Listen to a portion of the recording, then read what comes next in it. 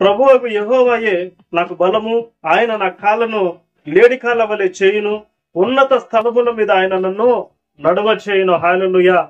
దేవుని యొక్క వాక్యం ఇది, దేవుని యొక్క మాట. మీరు ఎవరైతే రిసీవ్ చేసుకుంటున్నారో మీ జీవితంలో ఈ సంవత్సరంలో చూడబోతూ ఉన్నారు. అంతే. హల్లెలూయా.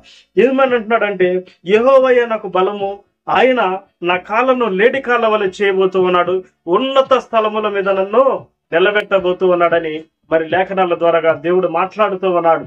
ఆయన బలముగా ఉండబోతూ ఉన్నాడు. ఈ సంవత్సరం ఆరంభంలో మనకు దేవుడు కోటగా ఉండబోతున్నాడు, ఆశ్రయముగా ఉండబోతున్నాడు. దేవుని యొక్క కృప మనలను దేవుని యొద్దకు చేర్చేలాగా చేయబోతూ ఉన్నది.